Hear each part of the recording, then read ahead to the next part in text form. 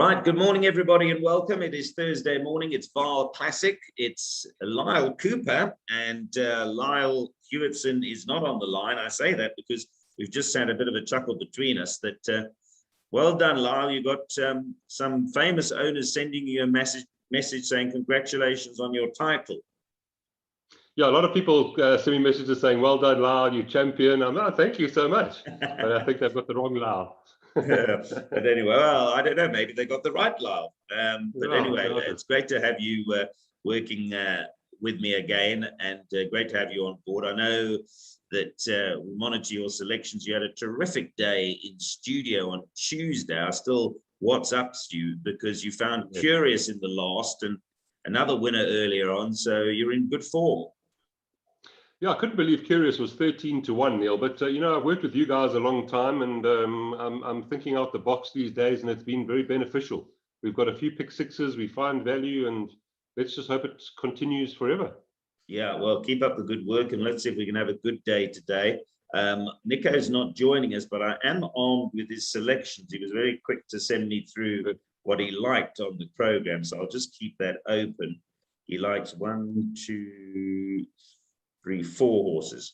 So I'll mention those as we go. But as always, we've got some betting, so let's get straight into it. Unfortunately, the Soccershop.betting is actually being upgraded or uploaded or adjusted as we speak. So I'm just going to use the Tab Gold website and get straight into the first race, where number 2 is obviously an important scratching. It was ineligible because it won last week. So that leaves us with a competitive field of 6 runners. What was your thinking in the first race, Lyle? I didn't think there was too much room to maneuver. What did you think? Well, the obvious statement was if Eastern Bell was here, she would have won. She had the form lines and everything, but obviously she's now a winner. Neil, interesting little race this. I see that number 7, or number 6, I should say, is very much in the betting there. Number 1, Piccadilly, I think this could be the day for the daughter Willow Magic, although the form lines aren't particularly strong. Tapiso Matuele is a very strong work rider. He's ridden her the last 3 times. And what's worrying me about number 3, Time Request, and the 6 horse, they're both dropping dramatically in trip here. So the horses with real natural 1,000-meter speed here for me are number 4, Number Bruce, and the 1, Piccadilly. So in this race, I'm going to go with Piccadilly. I thought Time Request or Scottadito, I think it is. If either of them can handle 1,000, I think they'd be big runners, but they really are dropping in trip here. And then one other horse I wanted to mention, Neil, is Sing for Susie, who's at 12.50. The daughter of Louis the King is out of a very speedy mare. So I'd watch. I want to see her go down to the start. But I think I'm going to go with Piccadilly, Neil. I think maybe today could be the day for her. Well, you and I are going to be in agreement because I felt the same way. And the clincher was the rider, as you said, who is very capable. And this is a work rider's made plate, so the riding abilities are critical. And as a result, I think that's a perfect match because he knows her. And in fact, I think that the 1,000 is going to be even better for her than the 1,160 and 1,200. So I'm with you there. I'm going to go for number 1, Piccadilly. Yeah, she might be too fast for them, Neil. Yeah, I think you're right. Narbon's Ruis is interesting, isn't it? Because you know, that Bard of Avon and Cold Fact form is pretty useful. They're both very capable individuals. So from a value perspective, I see the race very similar to you. 1 and keeping a candle in the window for 4. Just a reminder, we always remind with this horse runs, Scottadito is Italian. It's an Italian dish that means burned fingers. And the reason for that is that it's so lovely that when it comes out the oven, you want to eat it quickly, and so you get burned fingers. So we were informed of that earlier on. It's a lovely name, and I'm sure she'll win, but maybe not over 1,000. So Piccadilly for Lyle and I in the first race with a candle in the window for Narbon's Ruis, which Nico sent me the song, by the way. Terence Jordan, I think, is the country artist who sang it. Okay, let's move on to race 2. No changes that I have at this stage. So race 2's betting, and now we've got an odds-on favorite in the form of number 2, Frontline Fighter. What did you think? All right, well, Frontline Fighter is my first selection, but no odds-on for me. I think the son of Captain of All's beatable. Neil, I'll give you one example. Number 1, Emerald Flame, has only had one good race. But on that good race, on a line through Captain Martins, number 1 holds number 2. And number 1's at 8.33 and number 2 is 8 to 10. But I do think Frontline Fighter is improving. That run last time behind Captain Martins was in a very good time. So reproduction of the last run could see Frontline Fighter winning. But I'm also interested in these 2 first-timers, number 5, Arverni Warrior, and the 9 Last Clouds. They both come out of really speedy mares. So I'm going to watch the betting on them particularly closely. I'm not going to leave those 2 out. But I think with natural improvement, number 2 Frontline Fighter is probably the right one, but I don't like the price, Neil. No, yeah. So maybe 12 to 10 was a bit of value. Interesting. I mean, the Lots Yard aren't exactly prolific, are they? I mean, they don't have many horses in their stable, but Emerald Flame is one of them. He was campaigning down in the Eastern Cape and has found a little bit of form on. Wasn't very good on Fairview Polly, I see. But since it's tried turf, has showed some improvement. So, and Cole Dickon does take the weight off. I think you're right that the key could be in the first timers. So I sound like a history lesson today, but you know, number 6, Befooted. Do you know what that means? It means infused. Does it? Infused or soaking. I looked it up and it said it meant fed, but it's probably more like infused. Yeah, infused. Okay. Or soaked, or filled up. Yeah. Oh, okay. Well, then in that, yeah. So in that context, I suppose they all mean the same, isn't it? Fed. Yeah, they do. Infused and stuff like Correct. that. Yeah. I'll ask Corner exactly what the exact meaning should be. Yes. And he said infused. Infused is what I got. Okay. No. I looked it up as well, Neil. I found infused. Oh, okay. Well, we are. Are you working on course today? Yes, I am. Okay, yeah. Tell him that 2 Englishmen had a long discussion about what befooted means. I don't know how the hell Alistair's going to pronounce it because him and Nico don't speak a word of Afrikaans. So he's probably going to call it Bev O Turd or something. Bev O Turd. But it's befooted, yeah. And then while we're talking about it, so you, Vernie Warrior, do you know where that is from? No, I actually don't. So Averni Warrior, I Googled that because I thought it might have something to do with Game of Thrones, but it doesn't. Yes. Actually, Vercingetorix, who's the sire, was the king and the chief of the Averni tribe. And as a result, he was actually, so it's probably named after him. But Vercingetorix was the chief of the Averni tribe, which was a Gallic tribe. That's cleverly named. And then the last one, we all know about Edward Longshanks. Okay, yes. Edward Longshanks was actually Edward the First, and I remember this because he's buried in Westminster Abbey. I think they're saving a place for Terry Payne in just next door. But Edward Longshanks, and he was called Longshanks. The Scottish won't enjoy this. You're probably not going to like this with a surname like Cooper. But he kept attacking the Scots between 1239 and 1307. And he was called Longshanks because of his height and the wars against the Scotsmen. So there we go. Well, learned something with all of these names. Well, Neil, there was money about for number 7 on debut, so we're going to keep it safe as well. We'll just watch this one as well. Yeah, I mean, he's a nicely bred horse, isn't he? These William Longswords are going quite well, and he's out of a Vaal mare. I think there could be some improvement there. But the key, I think, is in the first timer. So in summing up, I've spent a lot of time nattering about names here. So Frontline Fighter, your first choice, but no real value at 8 to 10. No real value. Yeah, I think in the PA, I'm going with numbers 1 and 2. I do think number 2 will run into the top 3.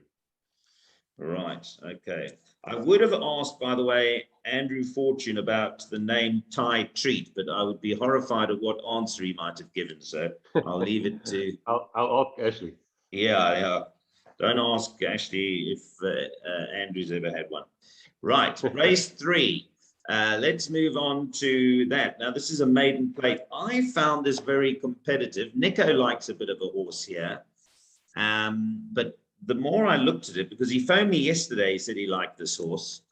And I said, okay, I had a look at it, but I think it's in quite a tough race. But I'm interested to hear your observations in this race. What did you make of it? Could I take a guess? A guess at Nico's. Could it be number 3, Master of Law, by any chance? No, but I actually like that. Interestingly enough, Okay. it's not his horse, but I like that because that's changed. It's an interesting race because Master of Law was with the Dory Sham yard and has moved to Magna, but Dory Sham's got her own horse here, 2 sides to a story. Correct. So do you Yes. like Master of Law? Neil, I agree with you. I think it's a little bit of a tricky race now. Firstly, number 1, Lulu's Boy. We'll see the form line, Captain Martinson, in race 1. Okay. So before we do our pick sixes, we'll be able to watch that form line. I also believe that Lulu's Boy could share the maiden tag today because he's got Gavin Lorena. He's drawn 1. And if you look at stats, over 1450 on the Vaal Classic course, 49% of these 1450 races are won by horses drawn 1, 2, or 3. Okay. So hence why I'm leaning towards Lulu's Boy and Master of Law with you. Right. Those would be my draw 2. Critical, yes. Yeah. Gavin and draw 1, and this horse has got speed. Lulu's Boy. This just could be the day here, but I do agree. Number 4, 2 sides to story, dangerous. Number 3, Master of Law, dangerous. And of course, number 9, Indus Knight. There's been money for the son of Flower Alley. And the mare here trading up did win from 1,100 meters all the way up to 16. So she was versatile. Warren from a decent draw. Sure, pick 6, I went 1, 2, 3, and 4, and we will be safe there. Well, not according to Nico. He likes a roughie, but I'll get to that in a moment.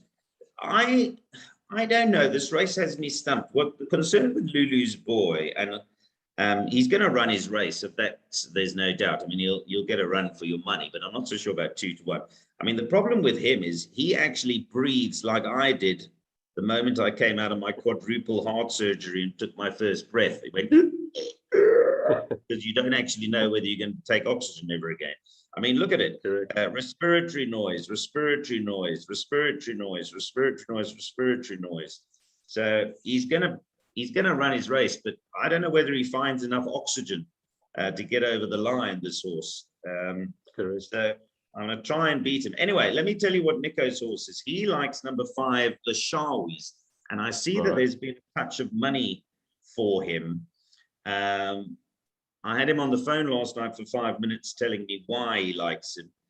I see that he ran behind Safe Passage, which is, I think, an up-and-coming horse. I think that's the de Kock horse we can keep an eye open of.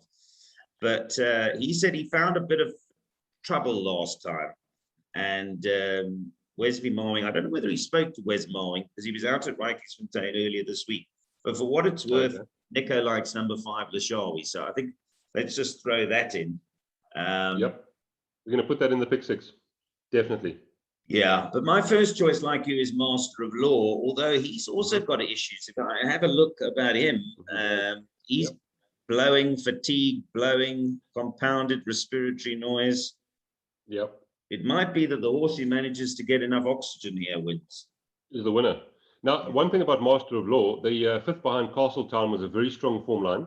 Yes. And then that second, on the 14th of June, we got Laird of Breeden and Strong Casher coming out as well. So as far as form lines are concerned, I would say number 3, Master of Law, has got the best form line. So certainly has to be taken seriously from that draw. Yeah, and Roy Magna is in excellent form. They're having winners. Yeah, keep an eye on number 9, Indus Knight. First timer, as Lyle suggested. Although you don't need it in the pick 6 theoretically, because if it wins, the second horse also counts. And maybe even this Yonker horse, which is interesting because it's unshot all round. I couldn't help but notice, well, first of all, it's drawn nicely at 3, but Monsieur Cheval's run by William Robertson, who's gone on to win a feature race and been good, and then the Safe Passage 4. And these Admiral Kittens, they do need a bit of ground, don't they? They seem to want a bit of ground. Yep. Anyway, for the record, Chris is very forthcoming, so I'll have he actually comes to me and tells me, so I'll know by the time we get to race 3. Okay, please send me a WhatsApp. Tell me what he says. By the way, that guy, Monsieur Cheval, was a French chemist who, interestingly, when you're having your shower or bath, folks, you can have a brief thought about Monsieur Cheval because he actually revolutionized the manufacture of soap He was the first chemist to work with animal fats, and he was so popular that his name is actually inscribed on the Eiffel Tower. So there you go. And he lived to be 100. So that's probably because he was the only one washing. Have you missed your vocation? I think you should be a history teacher. No, well, yeah, I was. Oh, were you? Yeah, not a very good one, which is why they threw me out of school and told me to go to the race course. But I enjoy these little tidbits of information anyway. Yeah, interesting. So if it ever does win a race, I think we can safely say it cleaned up. He was the guy behind soap. Okay, let's move on to race 4, Lyle. And here we've now got jockey replacements for Craig Zaki, who is medically indisposed. I don't know whether that means he's got what everybody else has got, but anyway, if he does, whatever, he's got a speedy recovery. But Marco van Rensburg rides number 7, Constantia Hayes. What do you like in this race? All right, I found it a bit trappy start to jackpot 1. My first selection is number 6, Red Hot, Ryan Munger for Ashley Fortune. 1 or 2 nice form lines here. I'm not loving the draw though, so certainly no good thing. I like a bit of number 11, Neil, at 25 to 1, Honey Bunny, Chase Majan for the Sham stable. Quick story for the punters out there. Dory Sham's been resting her horses and vaccinating and doing all sorts of things.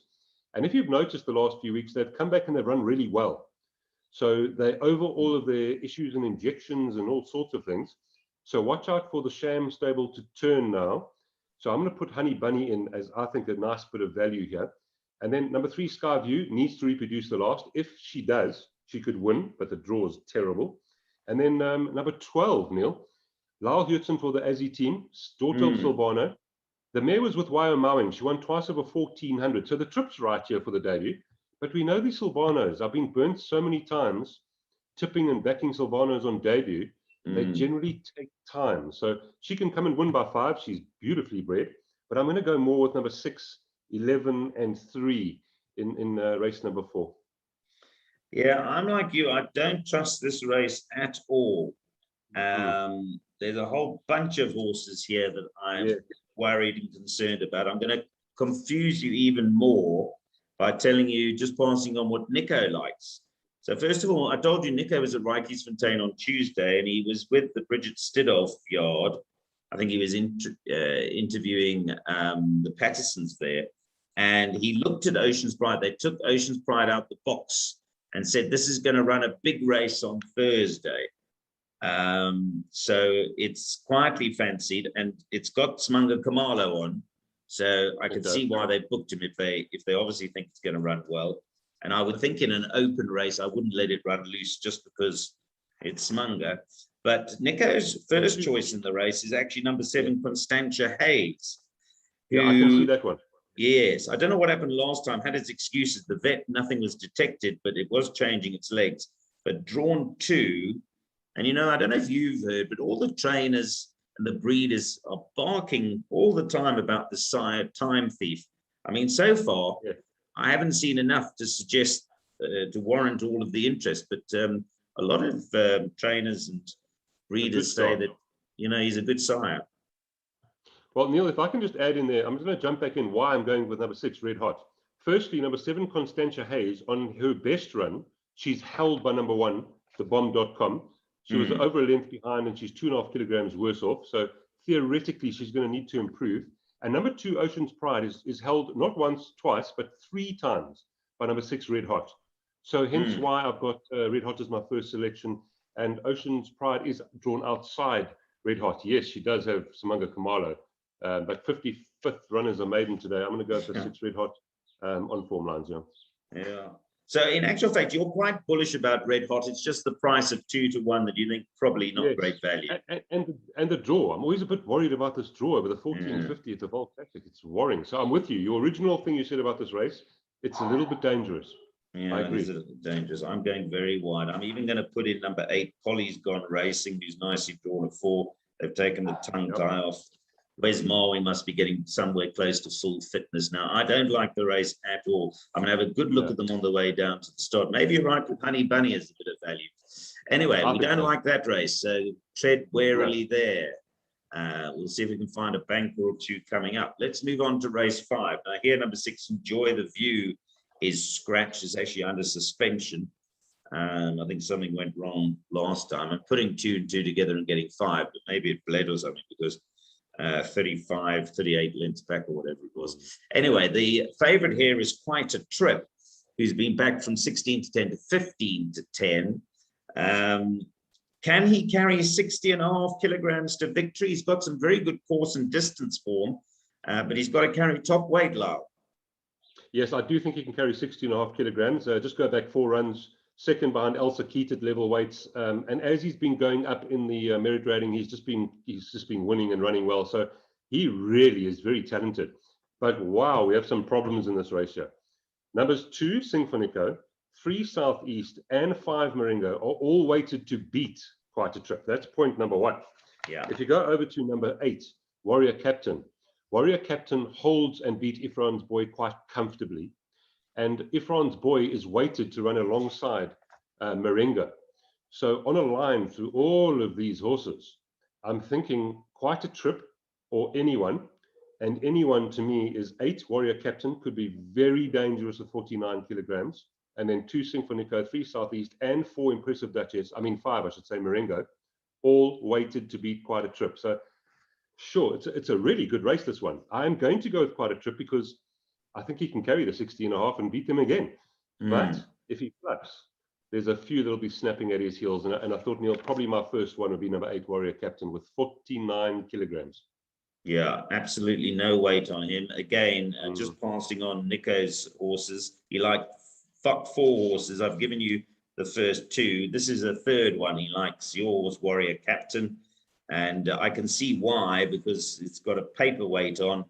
Collar Jacobs doesn't take his full 4 off because he obviously weighs 49 kilograms. And that's what he can get down to. But that's absolutely no weight at all. Initially, I quite liked Irfan's Boy, but if you go back to the 13th of March run, their maiden run, Warrior Captain walloped him actually by 3 1/4 lengths, and he's 3 kilograms better off. And that's why I'm going back to my point, Neil. The point is, Ifran's Boy, 2.5 lengths behind Marengo, 2.5 kilograms better off, and Marengo's weighted to beat the 1. Yes. Warrior Captain thrashed Ifran's Boy. So I think Warrior Captain might be the one. If you're looking past Quite a Trip, 1 and 8 could be enough. But as I say, the 2, 3, and 4, we've got to be careful. They're weighted nicely. 2, 3, and 5. I keep saying 4. 2, 3, and 5 are nicely weighted with 1.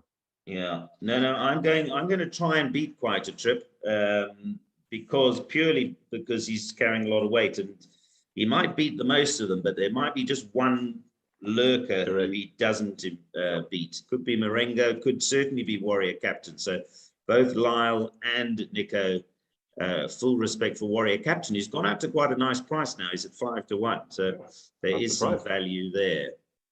Okay, let's move on to the 6th race. Now, this is a classified stakes. We have a late scratching this morning. It hasn't been updated, but it's quite an important one. Number 3, Manterio comes out. There had been money for Manterio from 6 into 5, then drifted. Maybe it drifted after they heard it's not running. But that is a scratching. And again, number 4, Rainy Season, is ridden by Marco van Rensburg in place of Craig Zaki. Right, Lyle, over to you. All right, with the scratching of the 3 and the 6, I didn't like this race at all when I first started. 6 is also out, Sorry. Yeah. 3 and 6, once those 2 were scratched, it's made the race a bit easier for me. For me, it's a match race between number 2, Smiley River, who is the best weighted, and number 1, Oris Apollo. I think they've got the betting right, and I'm struggling to see anything beating them. Maybe number 4, Rainy Season. If I was taking a small pick 6, I'd go 1, 2, and 4. Wiley the Great is held by Smiley River. And I think, maybe Smiley River can win again because she is the best weighted horse in the race. Yes, she's a mare. She's got 59.5 kilograms, but she's in cracking form. But we also know that Fabian Stable's turn. So, like I said, in that order, 2, 1, and 4 for me. I didn't think there was anything else in it. Yeah, a quick compliment about the 2 involved here with Smiley River. I think Philip Labuschagne has done quite a good job with a relatively small string, and in particular this filly. He's got her in fine form, and Jeffrey Saister has ridden her extremely well in the last 2. I say that because the penultimate start, Nico and I tipped it up, so we were particularly delighted that he got up to win. But last time did nothing wrong again, and and she won really nicely. And this is the right race for her, being a classified stakes again, where the fillies do benefit. So I think you might be right. I think she clearly is the filly to beat. Certainly. Number 1, Oris Apollo, is well held by Smiley River on the 3rd of August, but 4 runs back. Oris Apollo is a length behind Smiley River and 5.5 kilograms better off. So I keep on saying I'm very scared of Oris Apollo. You know, if reproducing that run 4 runs ago, then he's waited to beat her quite comfortably.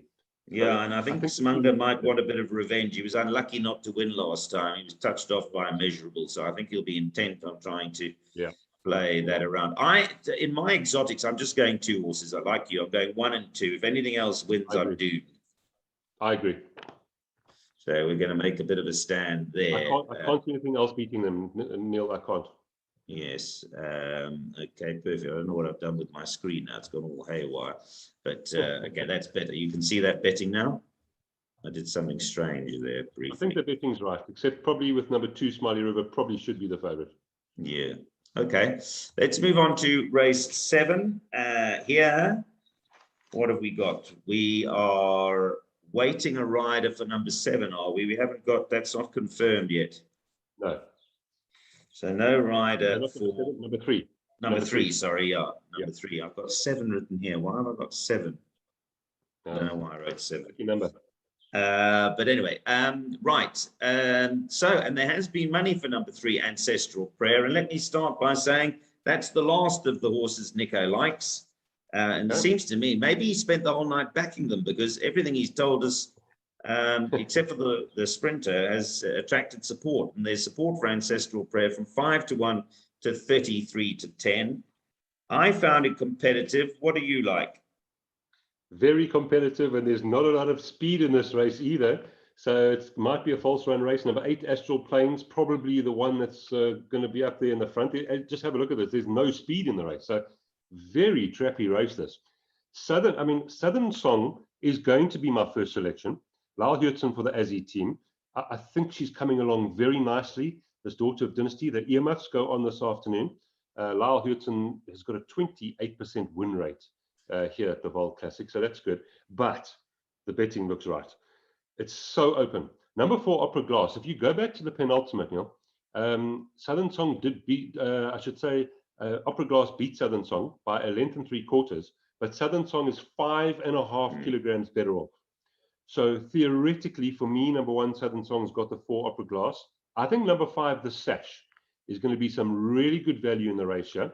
And then 7, Un Trois, that's your lucky number, and number 3, Ancestral Prayer. So in that order, but I don't even think it stops there. I would like to go field in this race. If Southern Song doesn't win, it could be any single horse. I see it exactly the same way as you, which is not the way Nico sees it, obviously. He likes Ancestral Prayer as a clear first choice. He might be right. But I wonder who's going to ride it, because it's Lucky Hudalarcus. Who did he normally use? Because he obviously can't use Lyle or Kamala, because they've got rides. Maybe Muzzy. Has Muzzy got a ride in the race? Maybe Muzzy or Dennis Shaw's. Well, he's probably more likely. I mean, Muzzy's ridden for Lucky before. Yeah, could be Muzzy. I want to see if Muzzy. Yeah, Muzzy's got a ride in race 8. So yeah, good call there. Could be Muzzy. Yeah.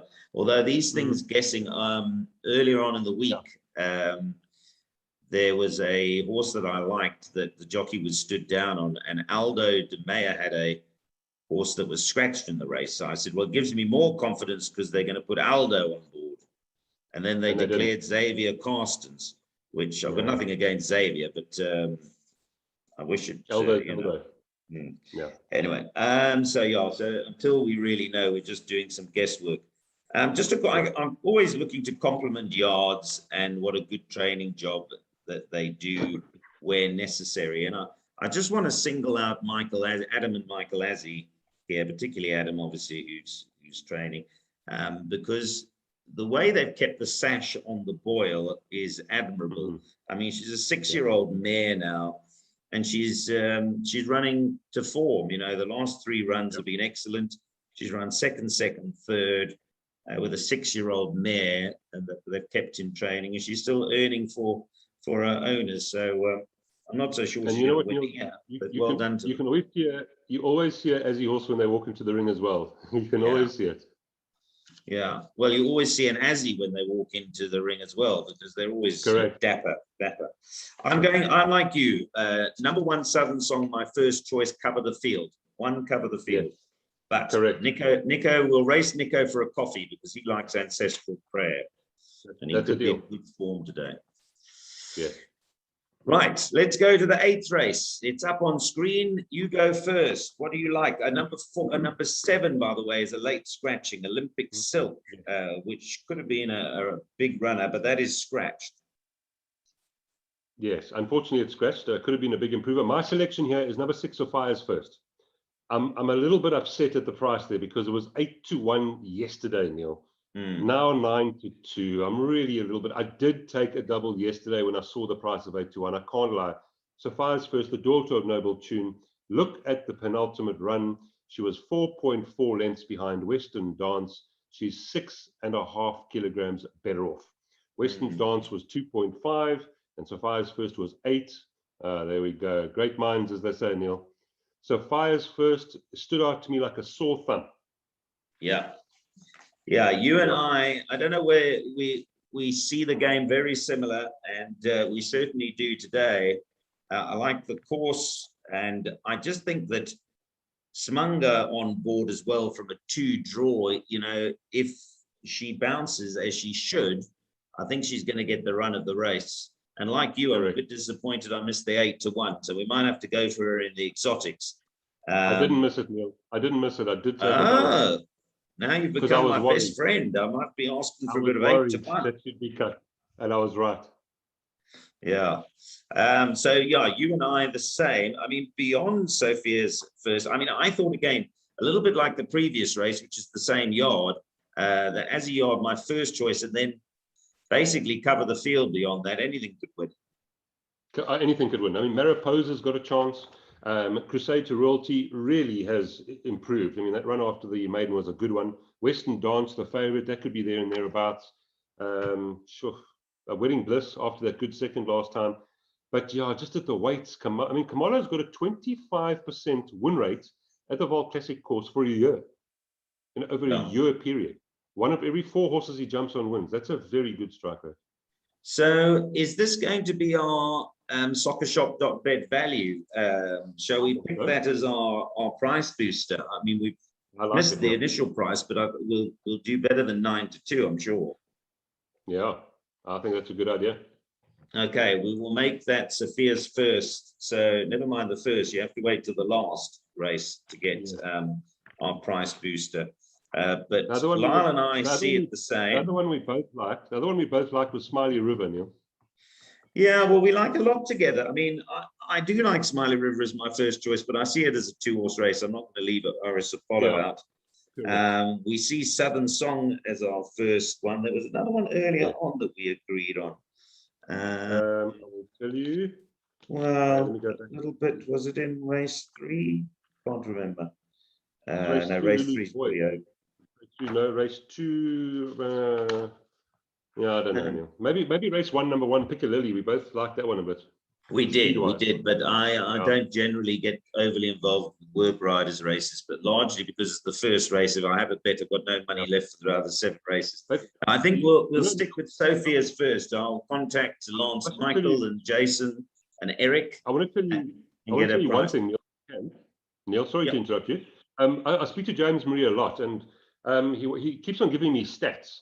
And if you actually look at the stats in the work riders races over the last 2 years, a lot of favorites win. Because, of course, the top work riders tend to get the best rides and they know what they're doing. So at one stage, I'm going back a while, about a year, because James has been a bit sick, of course. I haven't seen him for a few months. But about a year ago, he was showing me, I think, 11 out of 13 favorites won. It's got quite a high favorite win rate, does work riders. Yeah, it's got I mean, dare I say that when that chap F. Samela was riding, the percentage win rates weren't great, but we know what happened there. But you're right, these very hard-working, committed riders ride nicely. And as I said, the reason I'm going for Piccadilly is based on the rider. So Yeah, Official Maxwell, and I mean, and have you heard him interviewing? I mean, he's such a character. He really is. is he? Yeah, he's a lovely chap, and yeah, I don't know if I'm supposed to say, but I think he's been offered 1 or 2 positions internationally. I mean, he's Okay. no fool, no fool. Yeah. Yeah. Well, that's good. No Well, fool. let's hope you get to interview him after the first. Lyle, thanks Yeah. for your time. I appreciate it. We're going to price boost Sophia's first. I've told everybody what Nico's 4 fancies were. They don't always coincide with us. They do in actually the majority of the races, but just the one race. A quick reminder, race 3, number 5, Lashawi's he likes it, which was 16 to 1. Constantia Hayes, race 4, number 7, now ridden by Marco van Rensburg, he likes. We gave that a bit of a sneak. We all 3 of us respect race 5, number 8, Warrior Captain. That was his 3rd choice. And then the only point really of difference, which we'll race in for a cup of coffee with, is in race 7. He likes Ancestral Prayer. And to be fair, there's money for that horse. And Lyle and I actually like number 1, Southern Song. Although, having said that, our big Azzy players in the last race, our price booster will be Sophia's first. Lyle, thanks. So what time do you get out to the Vaal? What time do you have to leave? Well, I'm probably going to leave in the next half an hour or so, Neil. It's a long drive. Yes, it is a long drive. Well, drive safely. Send our regards. And as always, thanks for your expertise and your assistance, and have a great day's racing. Thank you, Neil.